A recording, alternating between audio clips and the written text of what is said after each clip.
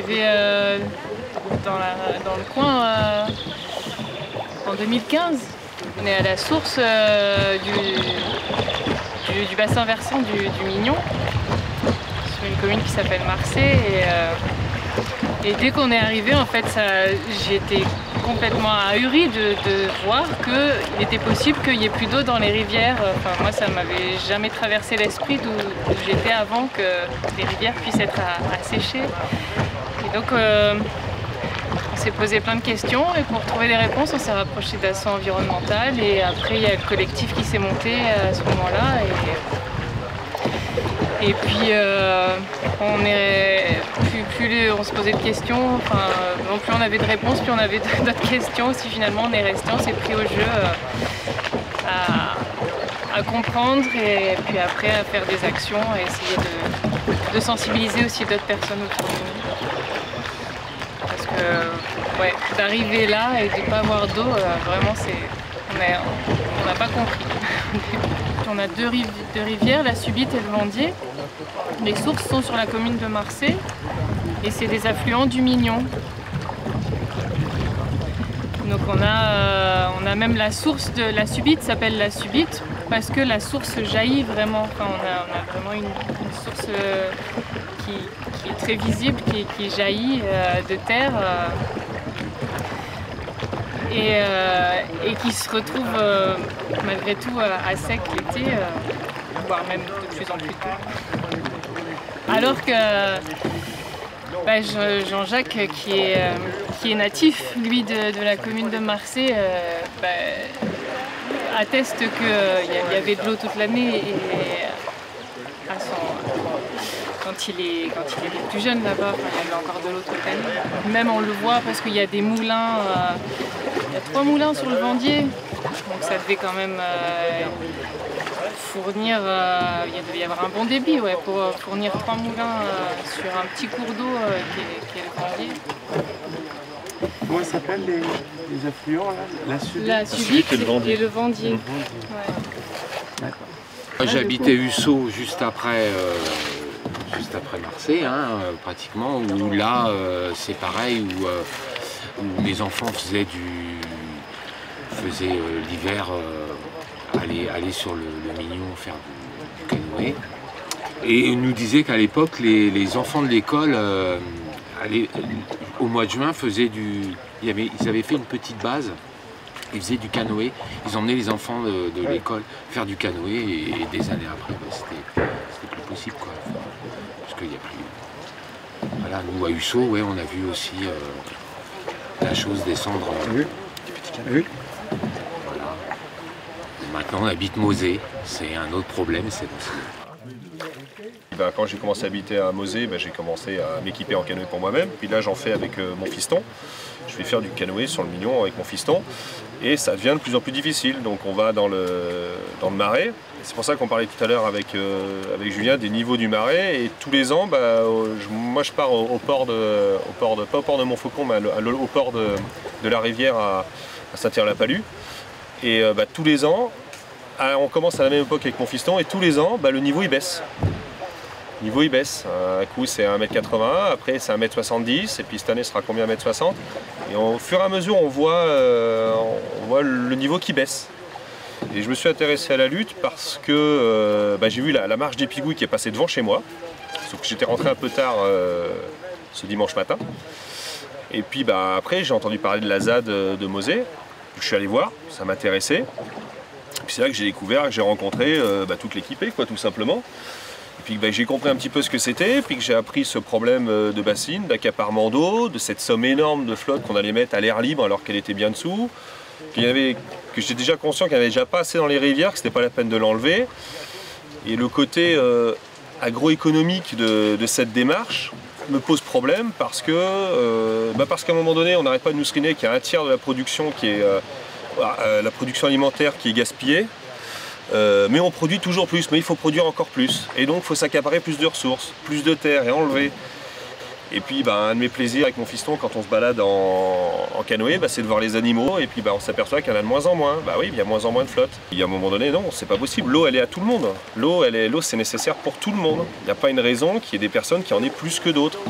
On n'est plus dans une logique vivrière, on est dans une logique économique qui certes a un intérêt, mais ne doit pas, à mon sens, se substituer au côté vital des locaux, quoi, dont je fais partie aujourd'hui. Donc moi je suis Bernard, j'habite Marais depuis la Laigne, le village du Marais, depuis 99. Je suis arrivé là en retraite avec mon épouse et j'étais pêcheur-chasseur, c'est-à-dire j'étais un prédateur, cueilleur. Voilà, un homme préhistorique quoi.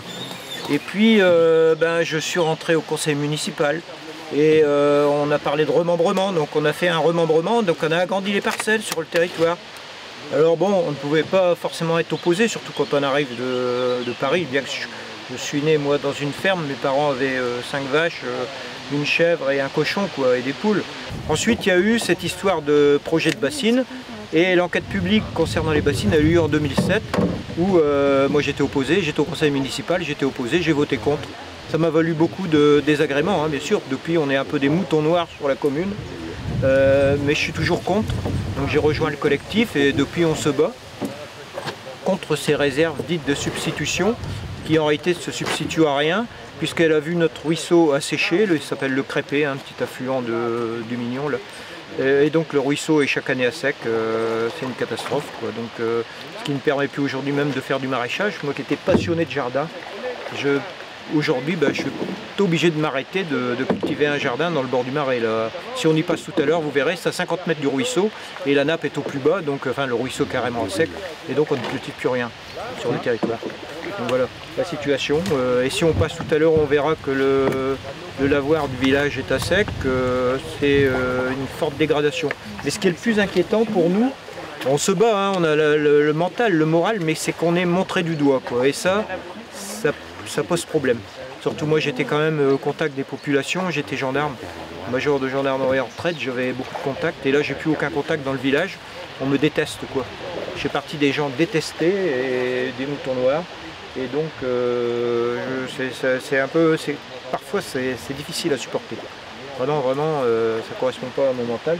D'autant plus que j'ai fait de l'assistance technique, j'étais au contact de gens, je travaillais avec des Africains, des Sénégalais, j'étais tout seul blanc avec 136 Sénégalais et j'ai toujours réussi à faire mon job. Mais là, aujourd'hui, arriver dans un petit village et se faire détester, c'est difficile. Et la détestation, elle vient du fait que je suis opposé aux bassines, puisque maintenant la nouvelle municipalité est à 100% pro-bassines. L'an dernier, le premier adjoint était encore le président de Lazare-les-Roches, qu'on va peut-être visiter tout à l'heure. Et donc voilà, la situation ne s'arrange pas. Je disais tout à l'heure, j'ai une petite marque qui était créée par d'autres personnes. Et je retrouve dans ma marque tout ce que je devrais avoir dans le ruisseau, c'est-à-dire les grenouilles, des serpents, des vipères, couleuvres, etc. J'ai tout hein, moi, dans mon jardin. Je pratique des tailles raisonnées, je fais des couloirs et je n'enlève pas toutes les herbes et je me retrouve avec une certaine biodiversité. Il y a 2 ans, il y a eu une campagne contre nous, les soi-disant écolos, alors que je ne suis pas spécialement écolo, mon voisin est écolo. Il n'est pas là, il aurait pu être là aujourd'hui, mais lui il est très écolo. Mais moi je ne le suis pas, parce que j'étais chasseur et je ne suis pas adhérent à un parti écologique. Je ne veux même pas adhérer d'ailleurs, parce que je ne les comprends pas toujours. Mais ils font des campagnes de dénigrement. C'est-à-dire qu'il y a 2 ans, j'étais dans mon jardin et j'entends un de mes ennemis, deux de mes ennemis, en train de dire « si vous n'avez plus d'eau dans vos forages, c'est à cause des écolos ». Donc je suis parti. Voilà, donc qu'on me classe dans les écolos. Et donc ils font du porte-à-porte. J'ai eu droit aux pesticides dans mon jardin, j'ai eu droit aux insultes, j'ai eu droit aux menaces de mort, j'ai eu droit à tout ce qu'on veut. J'ai eu droit aux ragondins dans mon jardin, sans l'intervention de la gendarmerie, hein, sans même pas des tas de morts. Hein.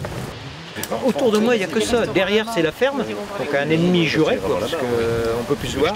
Alors que, avant, ce gars-là, ce fermier qui est derrière, qui fait des moutons, qui est un des rares éleveurs du territoire, qui aurait pu être en bio, parce qu'il avait des terres dans la zone Natura 2000, une zone super intéressante. Mais il s'est tourné, il a été obligé de se ranger derrière la FNSEA, derrière ce syndicat pourri. Donc qu'est-ce qu'il a fait? Il est rentré dans le système. Mais avant, sinon, moi je le côtoyais. On allait à la période, là, maintenant, là, quand il voulait faucher, il nous disait bon, je vais faucher. Alors on allait à 2 chasseurs passer devant les machines pour pas que les oiseaux se fassent couper les pattes, parce qu'il était en train de couver. Bon, c'est pour ça qu'on a fait une démarche un peu écolo quand même. Hein. Les chasseurs, mais pas des lâcheurs d'oiseaux à tuer 10 minutes après. On était quand même des gens particulier, quoi. Mais donc on est maintenant des ennemis, quoi. J'ai plus rien à demander, moi, à la commune. Le problème de l'écologie en elle-même, c'est qu'il y a quand même différents degrés aussi. Oui, C'est ce qu'on veut pas entendre.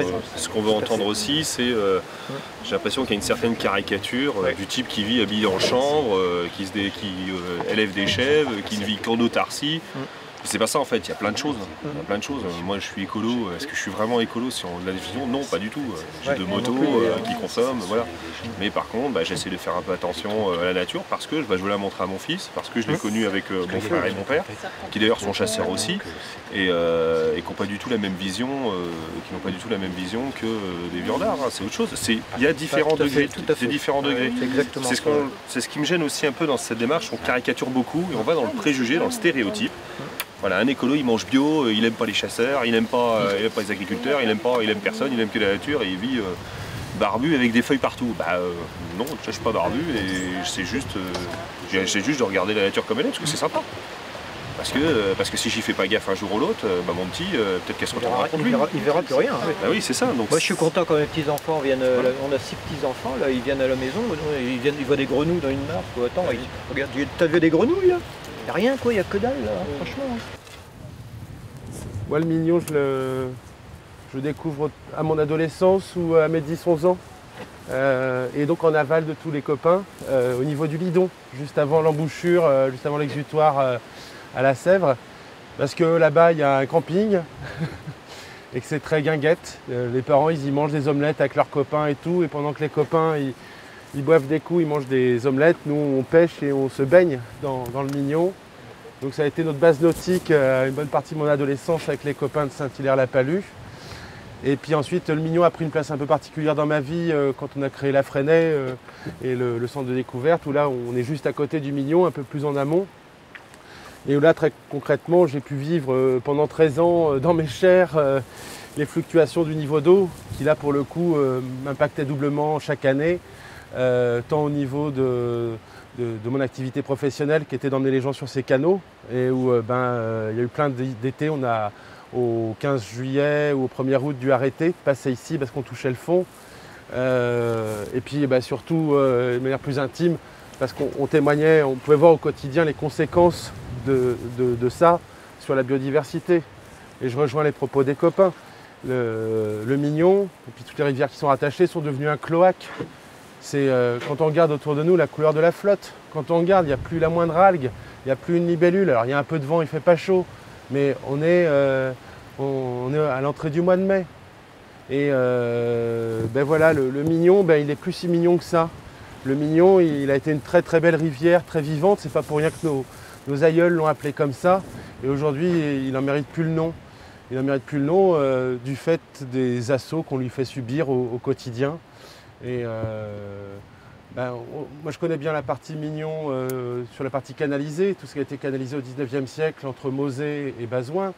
Je découvre depuis plus récemment la partie amont et là il y a de quoi pleurer parce que ça devait vraiment être une très très belle rivière avec ce que décrit Lucile, des chaussées, des moulins, des verrons partout. Donc on va partir à l'aventure, on va aller revoir le Mignon et on va rencontrer des témoins, des gens qui l'ont connu, comme nous, grandi dedans. Il y a de quoi pleurer, quoi. Il y a de quoi pleurer, puis plutôt que de pleurer et d'être abattu, on lutte. On lutte à essayer de conserver ce qui peut l'être. Puis je crois qu'il y a un truc qui nous anime, en tout cas moi j'ai revécu aussi dans mes chairs, c'est que là, un peu comme chez Bernard, la biodive, quand on lui fait de la place, dans notre jardin, dans les espaces communaux, etc., elle revient. Et donc, il est pas, moi, dans mon combat au quotidien, il y a vraiment ce truc-là que ça vaut le coup. Tout ce qu'on mettra en œuvre demain, on sera récompensé à niveau. Le fait qu'aujourd'hui, la survie des grenouilles sur le territoire, elle dépend de quelques propriétaires qu'on démarre, ça doit nous alerter et nous responsabiliser aussi. Et heureusement, et c'est peut-être un levier, toute la surface de notre planète ou du coin n'est pas que de la surface agricole. Donc il faut aussi que les uns les autres, on soit très proactifs dans le fait que la biodive, elle puisse exister et survivre dans les espaces non agricoles, les espaces collectifs, les espaces communaux, etc. Et ça peut aussi être les espaces commerciaux. Hein. Nous, à la Fresnaye, toutes les parties qui n'ont pas besoin d'être tondues, c'est des hautes herbes et il y a de l'insecte qui en fait. Ça, tout le monde peut le faire, ça. Et ça paye tout de suite. Le fait d'arrêter de tondre, ça paye tout de suite. Le fait d'arrêter de mettre des produits, c'est le premier truc qu'il faut faire. Ça paye tout de suite. Aménager un point d'eau, un tas de bois mort, etc., etc. Mais la biodive est pas aussi ingrate que nous on l'est.